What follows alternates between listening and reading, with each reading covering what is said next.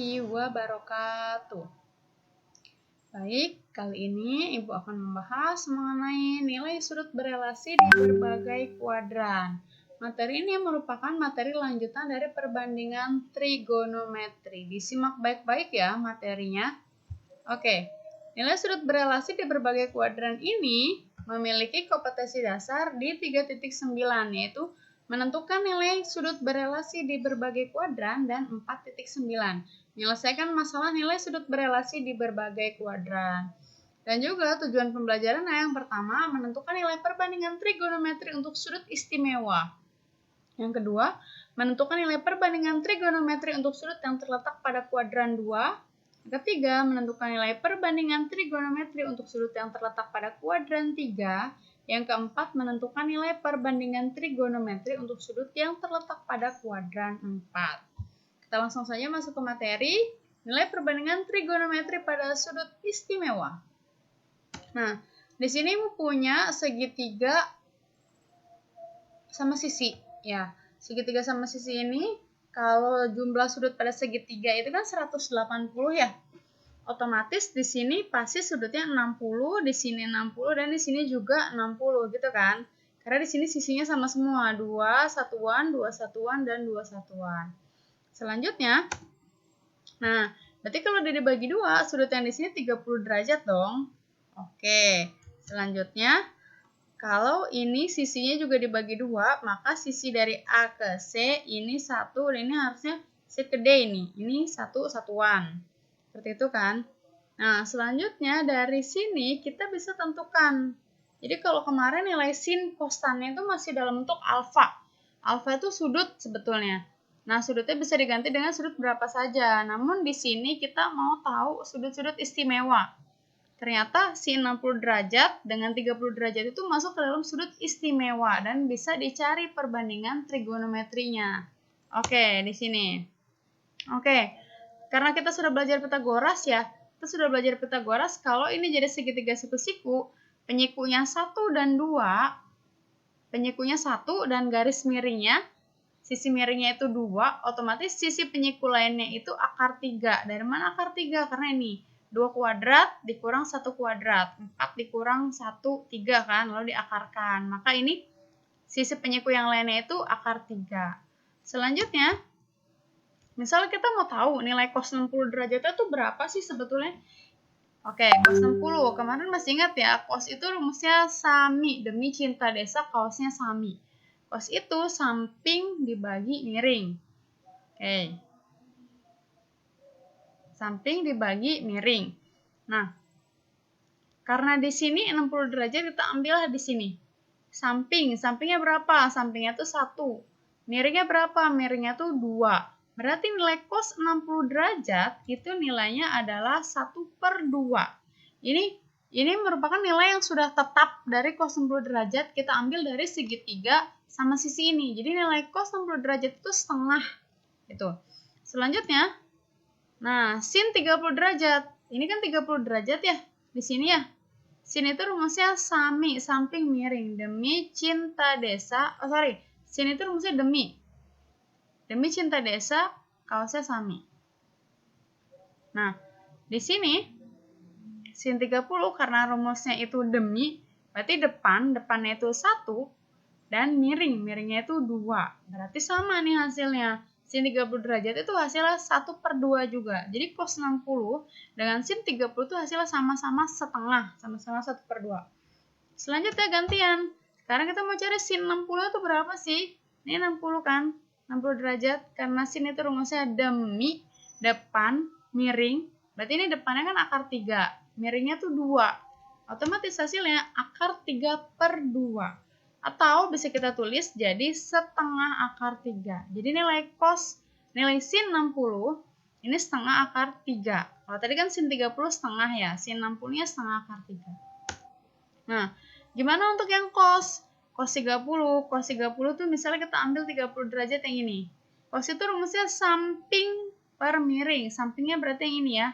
Sampingnya akar 3, miringnya itu yang 2. Otomatis cos 30 hasilnya akar 3/2, atau kita sederhanakan bentuknya itu jadi 1/2 akar 3. Jadi sama ya.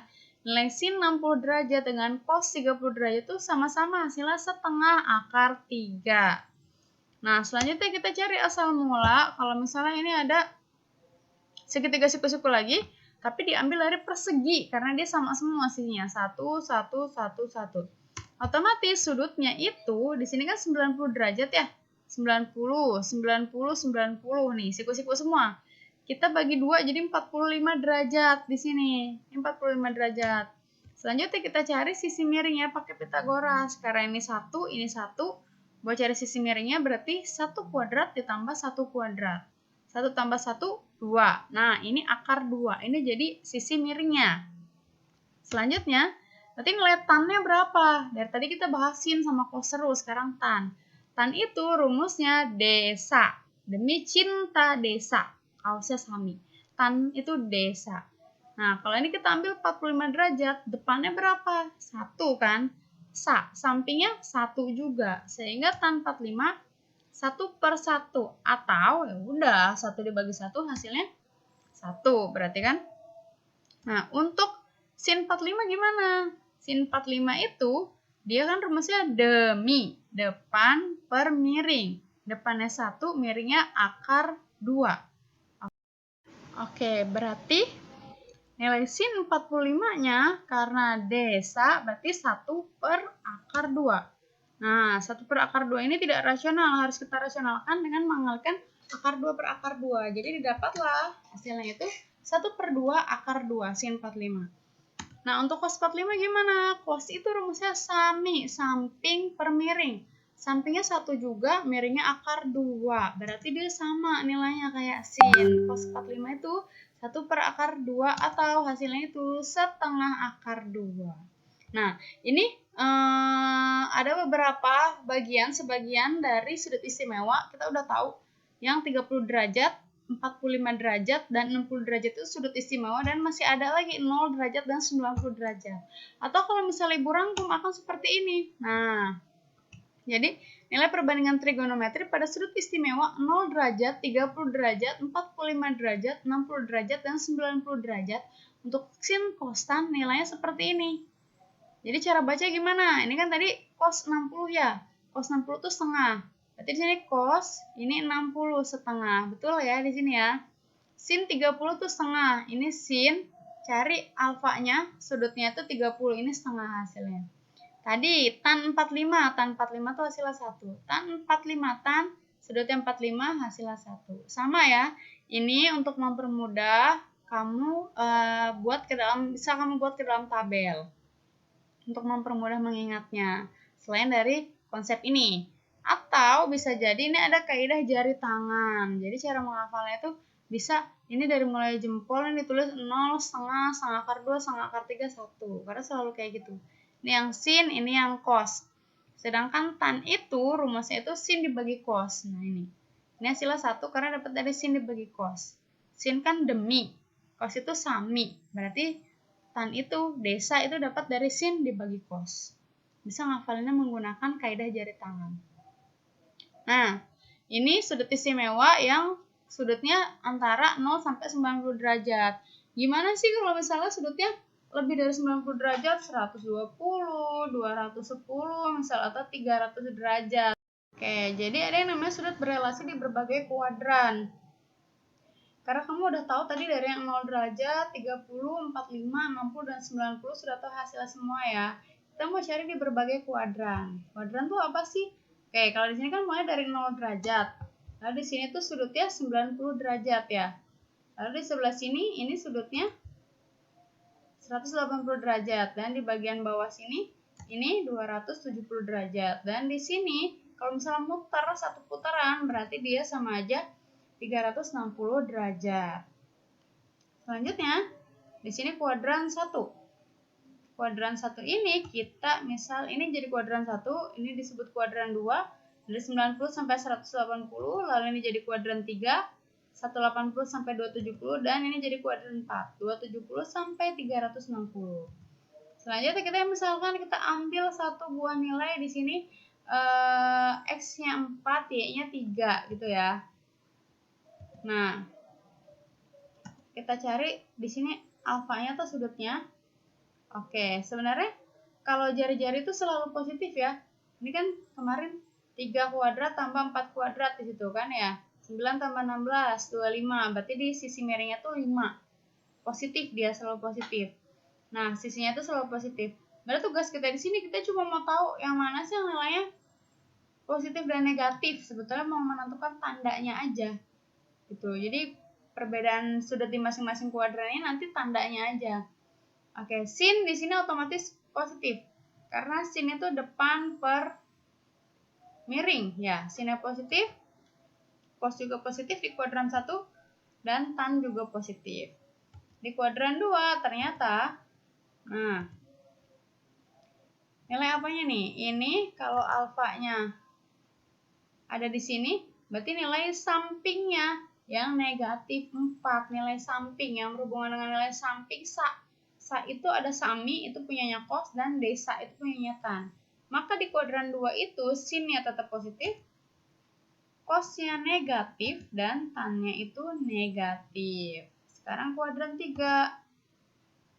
Nah, kuadran 3 itu udah otomatis aja deh. Sinnya negatif, cosnya negatif, dan tan yang positif. Kuadran 4, sin negatif, cos positif, dan tannya negatif. Sebetulnya buat apa sih Bu positif negatif itu? Nah, kita ambil satu buah contoh. Oke, nanti dulu di sini ternyata buat ngafalinnya di kuadran 1 tuh semuanya positif ya. Kita singkat jadi all, al. Nah, di kuadran 2 cuma sin doang yang positif. Di kuadran 3 cuma tan doang yang positif. Di kuadran 4 cos doang yang positif. Jadi buat ngafalnya all sin tan cos. All sin tan cos. Semua sindikat tangan kosong. Biasanya ngapalinnya gitu. Semua sindikat tangan kosong. Oke. Selanjutnya ada patokan lagi. Jadi di sini tuh alfa, kuadran 1 tuh alfa. Kuadran kedua patokannya 180 dikurang alfa.